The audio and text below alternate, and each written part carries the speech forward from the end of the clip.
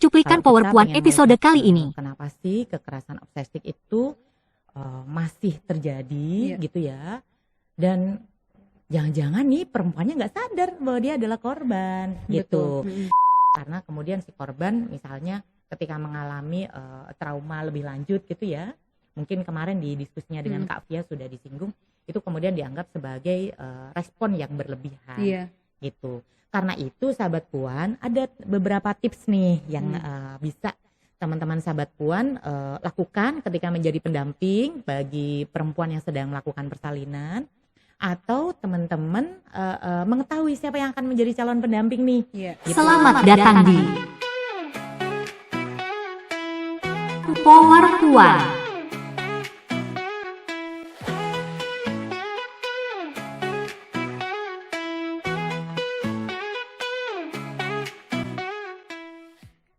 Halo Sobat Puan, selamat pagi, siang, sore, malam. Ketemu lagi kita di Power Puan. Nah, kali ini kita sudah bersama dengan Ibu Iklilah. Ya. Apa kabar Ibu? Baik, sehat. Alhamdulillah. Hujan nggak Bu di sekitar tempat Ibu tadi? Kelihatannya sih hujan ya, Kelihatannya gitu, hujan sehingga ya. suasananya sejuk lah. Agak sendu-sendu ya. agak Gitu sendu-sendu. lah kira-kira. Iya. Nah, Sobat Puan, kita akan diskusi lebih dalam dengan Bu Iklilah. Bu Iklilah adalah seorang dosen di Pusat Studi Kajian Gender UI. Di program studi. Program studi Kajian Gender UI dan juga pengurus YKP saat ini. Betul. Kayaknya di episode-episode sebelumnya juga Bu Iklilah udah pernah muncul juga ya Bu. Ya. Nah, mungkin Sobat Puan sudah familiar dan sudah kenal gitu ya. Mungkin Bu Ik mau sapa-sapa dulu Sobat Puan di rumah. Oke, baik, terima kasih Kak Giska. Halo sahabat Puan, bertemu lagi dengan saya Iklilah Muzayana Dini Fajriya. Saya adalah salah satu pengurus di Yayasan Kesehatan Perempuan. Teman-teman pasti tahu YKP kan gitu, karena kita banyak berdiskusi tentang isu-isu kesehatan reproduksi dan kesehatan seksualitas kita gitu. Selain itu juga seperti tadi Kak Giska bilang, saya juga mengajar di program studi kajian gender Universitas Indonesia. Oke. Nah, Sobat Puan, ini karena Ibu Ik udah ada di sini, kita akan mencoba membahas lebih lanjut tentang kekerasan obstetrik yang episode sebelumnya Bu, kita juga sudah berdiskusi dengan Kak Fia. Iya, Kak Fia melakukan penelitian ya S2-nya terkait dengan kekerasan obstetrik ini. Nah, kita pengen tahu nih Bu, dari sudut pandang gender, sebenarnya kekerasan obstetrik itu gimana sih Bu? Ya, jadi kan mungkin kalau pendefinisiannya gitu, lalu kemudian macam-macamnya itu saya kira udah didiskusiin sama Kak Fia ya Kak Giska gitu. Jadi kalau kita pengen melihat kenapa sih kekerasan obstetrik itu masih terjadi gitu ya, dan jangan-jangan nih perempuannya nggak sadar bahwa dia adalah korban gitu. Nah itu tuh adalah karena salah satunya perempuan itu diajarkan untuk menjadi orang yang siap menjalani kesakitan. Gitu. Jadi menjadi perempuan itu dalam pandangan yang bias itu dikatakan bahwa perempuan itu karena tubuhnya yang beragam tersebut gitu, dia harus berlatih menjalani masa sakit gitu. Yang itu mungkin sahabat-sahabat Puan juga merasakan nih yang sudah pernah menstruasi gitu, mengalami premenstrual syndrome gitu ya, kesakitan gitu. Seperti itu, yang itu dijalani setiap bulan gitu ya. Ada yang sangat parah, ada yang sampai butuh intervensi dokter gitu. Dan itu yang kemudian menjustifikasi perempuan harus siap sakit gitu, harus tahan sakit nih gitu. Sehingga ketika proses persalinan perempuan itu mengekspresikan rasa sakitnya, itu disalahkan, dianggap sebagai perempuan yang nggak sempurna nih gitu, perempuan yang tidak seideal calon ibu karena dia mau melahirkan, dan proses persalinan itu semua orang tahu pasti sakit, jadi ya udahlah nggak usah lebay gitu. Kira-kira begitu. Ini juga sih aku tadi pas yang Ibu bilang perempuan siap sakit itu ya. Nah itu kalau yang biasanya orang-orang tuh kan ada nih Bu kalau di sosial media tuh pada bilang ah. kayak oh perempuan itu dia bisa menahan tingkat rasa sakitnya berapa kali daripada Iya, laki-laki. toleransi Yang sakitnya lebih betul, kuat. jadinya tuh ini ya mengglorifikasi itu ya Bu. Betul, betul. Makanya si perempuan harus siap sakit gitu, Harus padahal siap sakit. ya itu salah satu bentuk konstruksi sosial Konstruksi itu Bu ya. sosial, iya, Nah itu yang betul. membuat terpaksa. Nah Mm-mm. iya juga Bu kayak yang Ibu sampaikan tadi, banyak kadang perempuan tidak sadar kalau itu adalah Mm-mm. bentuk kekerasan. Betul. Dan kalau aku sih mikirnya apa ya, ternyata mungkin bisa ini juga bisa apa namanya menyadarkan kita juga ternyata kekerasan yang dialami perempuan itu tidak hanya ada di ruang domestik misalnya, Mm-mm. tapi juga ada di lingkup kesehatan Kesehatan. ya Bu Betul, ya, betul. yang harusnya mungkin mereka mendapatkan pelayanan yang baik dan Betul. lain-lain, tapi itu jadinya bentuk kekerasan. Iya. Nah sebenarnya kalau dilihat dari, kan kemarin kita juga ada diskusi sih faktornya tuh bisa ya karena ya bisa kondisi sosial ekonomi dan lain-lain Betul, yang kayak gitu-gitu Bu. Kalau menurut Bu Ik, yang paling berperan sebenarnya yang bisa membantu mencegah, membantu menghilangkan kekerasan Mm-mm. kekerasan obstetrik ini tuh siapa Bu? Ya, jadi gini, kekerasan obstetrik itu kan terjadi karena secara sistem sosial itu diterima. Itu hal penting yang kita mesti sadari bareng, Iya. gitu. Sehingga gitu ya, orang-orang yang misalnya melakukan kekerasan obstetrik ini, dia tidak merasa bahwa tindakannya itu adalah tindakan kekerasan terhadap perempuan. Yang ini tidak hanya bisa dilakukan oleh misalnya para medis, tenaga medis, tapi juga bisa dilakukan oleh pendamping.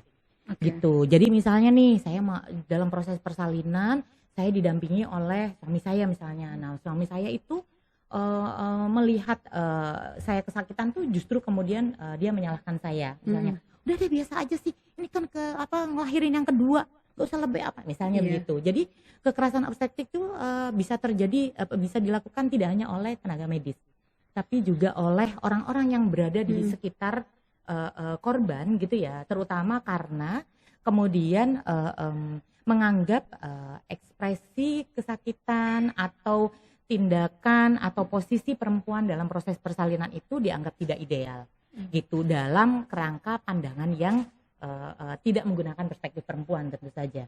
Gitu misalnya perempuan karena harus siap sakit ya nggak usah mengekspresikan rasa sakitnya. Perempuan dianggapnya semuanya adalah orang yang punya pengetahuan soal persalinan. Padahal nggak semua orang tuh belajar tentang bagaimana menata nafas gitu ya. Kalau melahirkan itu harus seperti apa gitu-gitu tuh cukup sedikit ya perempuan yang belajar. Itu bahkan kita sendiri mungkin tahu ya, tidak semua perempuan yang hamil itu kemudian mengikuti misalnya kelas-kelas senam kehamilan, persalinan, pengaturan nafas gitu. Sehingga ketika dia tidak dalam posisi yang tidak ideal gitu ya, lalu kemudian dia disalahkan. Ini tentu saja cara memperlakukan perempuan yang sedang menjalani masa persalinan dengan cara yang sangat tidak adil gitu, karena dalam ketidaktahuannya dia disalahkan. Dalam kelukaannya, dalam kesakitannya dia disalahkan juga gitu. Padahal dia sedang berjuang untuk kehidupan manusia nih yang akan dilahirkan gitu. Kira-kira begitu tuh. Nah, karena itu kalau ditanya sama Kak Giska, siapa nih yang paling bertanggung jawab untuk agar kekerasan obstetrik itu nggak terjadi lagi? Ya semua pihak yang ada di lingkungan si perempuan ini gitu, baik dari tenaga medisnya, dari pendampingnya gitu ya, dari sistemnya gitu ya. Misalnya dari sistem tuh yang saya masuk dari sistem misalnya begini, klinik bersalin itu punya SOP gitu. Kalau sampai terjadi satu tindakan kekerasan obstetrik yang dilakukan oleh misalnya tenaga medisnya, apakah oleh si dokter, si bidan, si suster atau siapapun, maka langsung dapat sanksi nih. Misalnya begitu. Gitu. Lalu kemudian dalam sistem itu juga diatur setiap perekrutan tenaga medis di klinik atau di rumah sakit langsung mendapatkan pengetahuan tentang apa sih kekerasan obstetrik itu, bagaimana kita menghindarinya, bagaimana menghargai posisi perempuan yang sedang menjalani proses berat dalam kehidupannya gitu. Itu secara sistem tuh harus ada gitu, sehingga kemudian sistem juga bikin semacam kontrak gitu ya, code of conduct-nya gitu, ada kesepakatan bagi siapapun gitu ya, para pihak yang ada di sana. Itu pertama secara sistem.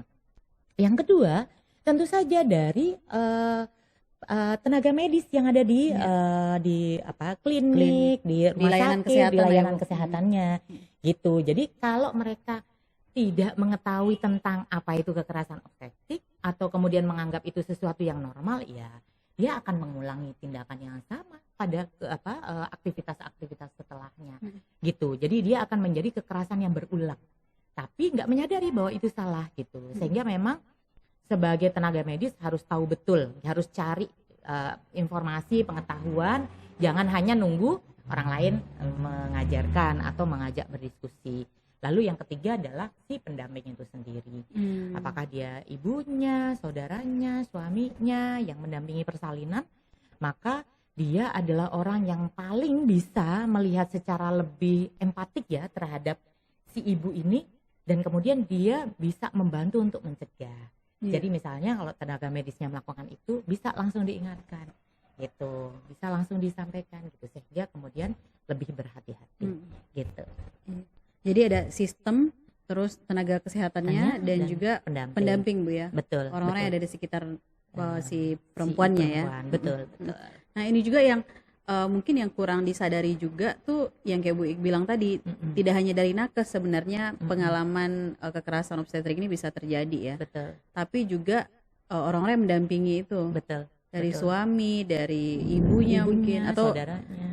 Berarti kayak misalnya kalau isu di kita nih ASEAN parenting atau orang-orang tuh kan kayak ibu mertua ya Bu ya, itu juga berpengaruh ya dan memberikan bentuk kekerasan juga ke si ibu. Mereka berpotensi. Iya, berpotensi, benar-benar. Jadi memang untuk menyadari bentuk kekerasan obstetrik itu bukan hanya untuk menyelamatkan kita dan memahami bahwasanya kekerasan terjadi, tapi untuk menghindari kita sebagai pelaku juga ya Bu ya. Betul. Supaya kita jadi itu harus itu jadi ya. kayak ekosistem gitu nggak bisa. Iya. Gitu. Jadi gimana nih ekosistemnya semua itu saling mensupport gitu. Karena kalau ekosistemnya nggak terbangun ya korban akan terus ada gitu, akan terus mengalami. Iya. Ini karena pembahasan ini tuh masih jarang kan Bu. Dan orang-orang tuh hanya melihat ya itu tadi, melahirkan ya sudah melahirkan. Terus sakit pada melahirkan ya jihad lah gitu misalnya. Semakin sakit semakin banyak pahalanya nih gitu kan ya Bu. Makin banyak berkahnya, padahal tuh sakitnya bisa berlangsung terus-terusan ya. Betul. Traumanya ada gitu. Nah mungkin kalau dari Bu Ik sendiri nih, tadi kan kita juga mengharapkan tuh sistemnya jadi baik dan nakesnya dan pendampingnya. Nah tips untuk mungkin ada saran-saran gitu untuk pendamping perempuan. Ya. Nah sebelum kita diskusi soal saran atau tips, saya pengen menegaskan bahwa kekerasan obstetrik itu kalau di Indonesia itu memang seperti belum ada. Tapi itu seperti fenomena gunung es teman-teman semua. Jadi sahabat Puan, kalau sahabat Puan mendalami isu-isu tentang kekerasan seksual, isu-isu tentang kekerasan dalam rumah tangga, itu yang dilaporkan itu hanya bagian kecil dari ujung realitas yang sesungguhnya. Nah di kekerasan obstetrik itu juga demikian. Jadi kenapa belum ada nih laporannya gitu? Jangan-jangan belum ada nih sama yang sekali spesifik tentang ini ya Bu ya. Spesifik tentang ini gitu. Itu bukan berarti nggak ada kasusnya. Tapi karena tadi itu di awal yang Kak Gisya ajak kita diskusi bahwa tindakan kekerasan yang terjadi selama persalinan dianggap sebagai bukan tindakan kekerasan. Dia dinormalisasi, dia dianggap bukan sesuatu yang harus dipersoalkan. Gitu, dan kerap kali kemudian menyalahkan si korban karena kemudian si korban misalnya ketika mengalami trauma lebih lanjut gitu ya. Mungkin kemarin di diskusinya dengan Kak Fia sudah disinggung, itu kemudian dianggap sebagai respon yang berlebihan. Gitu. Karena itu sahabat Puan ada beberapa tips nih yang bisa teman-teman sahabat Puan lakukan ketika menjadi pendamping bagi perempuan yang sedang melakukan persalinan, atau teman-teman mengetahui siapa yang akan menjadi calon pendamping nih. Gitu. Jadi kalau sahabat Puan yang masih muda, punya ibunya lagi hamil gitu. Sejak sekarang pertama tipsnya gitu, kasih tahu calon pendamping ibu atau ibu yang akan melahirkan gitu, apa sih bentuk-bentuk kekerasan obstetrik. Jadi pengetahuan itu mesti penting tahu gitu. Karena tanpa pengetahuan ya kita nggak bisa mengidentifikasi ini udah masuk kekerasan obstetrik atau belum gitu. Kemudian yang kedua, harus berani bernegosiasi sebelum proses persalinan gitu. Jadi si pendamping udah woro-woro nih ke tenaga medis mau nemenin gitu. Jadi bilang ke Bu Bidan nanti saya mendampingi istri saya ya Bu Bidan, nanti tolong yang sabar ya karena jangan sampai nanti istri saya disalahkan gitu. Tunjukkan bahwa kita tahu ada potensi kekerasan obstetrik yang bisa terjadi gitu. Jadi kita tunjukkan tuh ke bidannya, ke susternya, ngobrol-ngobrol nih sebelum proses persalinan itu gitu, sehingga itu akan kemudian menjadi hal yang diperhatikan gitu ya oleh tenaga medis. Lalu kemudian tips yang ketiga itu ketika terjadi langsung lakukan tindakan. Jadi misalnya ketika si tenaga medis misalnya yang kemudian melakukan kekerasan obstetrik, langsung stop Bu, jangan bilang begitu gitu. Atau gitu, hentikan langsung dengan kata-kata atau dengan penjelasan yang langsung mengingatkan gitu ya. Jadi jangan ragu-ragu untuk mengatakan secara terus terang gitu, karena kalau kita mau menghentikan tindak kekerasan dalam bentuk apapun, kalau pakai bahasa kinayah atau bahasa sindiran, nggak akan dipahami secara langsung, karena kadang-kadang kekerasan itu tidak disadari dilakukan oleh si pelaku. Jadi harus stop Bu, jangan bilang begitu. Gitu. Misalnya. Jadi begitu. Harus terang-terangan Bu ya, harus jelas. Harus jelas gitu. Seperti itu. Lalu kemudian yang keempat, jangan lupa ucapkan terima kasih, apresiasi para tenaga medis ketika proses persalinan berlangsung tanpa ada kekerasan obstetrik. Jadi sampaikan gitu ya, terima kasih sudah menemani istri saya atau sudah menemani ibu saya dengan sabar gitu ya, tanpa ada kekerasan gitu. Jadi tegaskan dan sosialisasikan bahwa isu ini adalah isu yang diketahui oleh kita semua. Jadi kira-kira gitu, jangan lupa 4 hal yang harus teman-teman lakukan gitu ya ketika teman-teman menjadi pendamping atau menjadi orang yang tahu siapa yang menjadi calon pendamping dari perempuan yang akan melahirkan. Jadi memang pengetahuan terkait dengan proses kehamilan, persalinan itu juga harus diketahui sama pendamping ya Bu. Betul. Jadi ya itu tadi berani tadi sih, mungkin itu yang mungkin belum bisa mungkin masih sedikit orang yang berani mencoba ya Bu, karena tuh kalau di kita kan apalagi kita yang nggak tahu ilmunya ya, ilmu kesehatan ini biasanya tuh kalau ke rumah sakit ya udah pasrah aja deh, dokter mau ngapain misalnya gitu, bidan mau ngapain, jadi kayak yang diikutin aja gitu. Nah padahal sebenarnya kalau misalnya kita tahu tuh boleh menyuarakan itu Sobat Puan, jadi boleh dikasih tahu sama tenaga medisnya, petugas rumah sakitnya, kalau kita tuh aware gitu, jadi bisa terhindar lah dari itu semua. Nah mungkin ini juga ya Bu ya, satu hal lagi mungkin kalau mungkin perempuan-perempuan dan Sobat Puan yang akan mengalami kehamilan nanti juga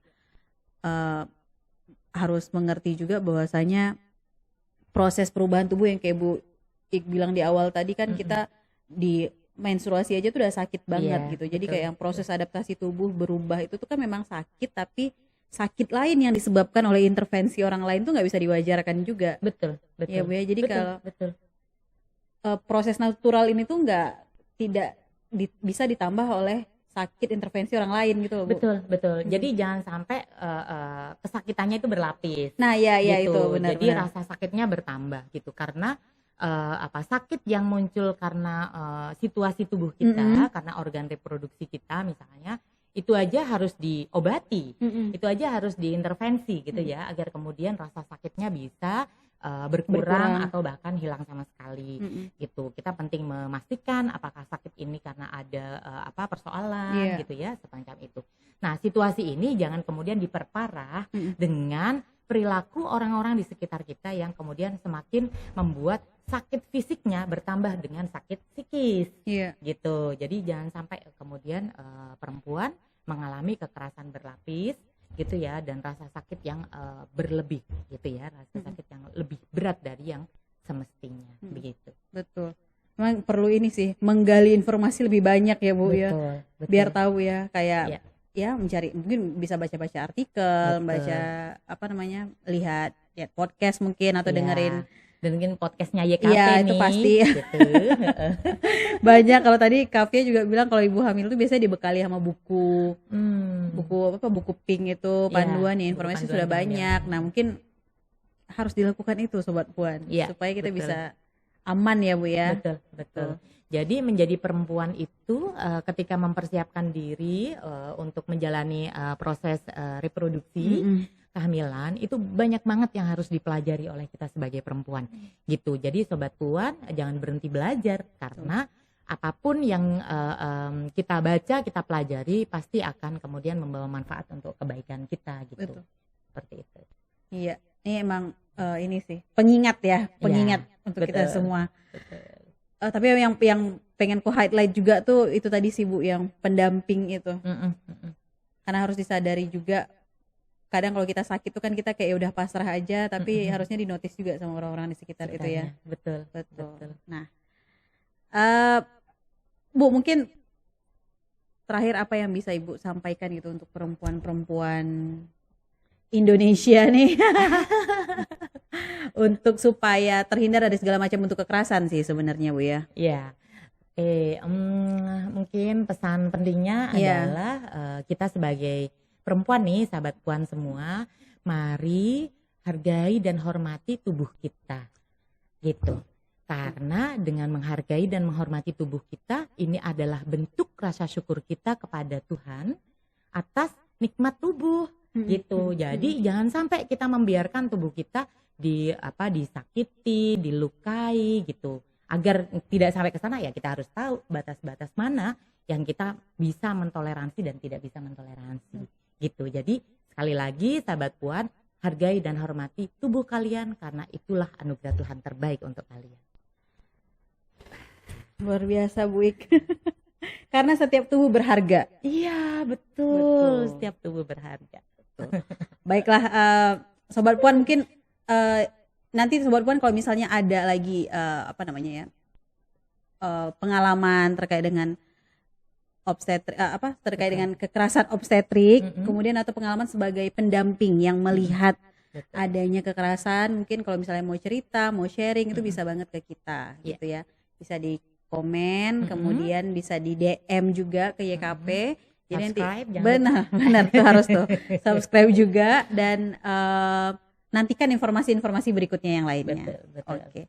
Mungkin itu aja Bu Ik, Terima kasih. informasi yang sangat penting ini Ya. dan tips-tipsnya. Sobat Puan juga harus highlight nanti ya tips-tips itu, dan semoga kita bisa menciptakan lingkungan yang aman, yang menyenangkan, yang bisa menghargai setiap tubuh perempuan. Ya. Gitu. Sip. Terima kasih Sobat Puan. Terima kasih Bu Ik. Terima Terima kasih kasih. semuanya. Bersama sobat perempuan, terus perjuangkan kesamaan, agar tak lagi menjadi penghias, tegak tak lagi di dunia.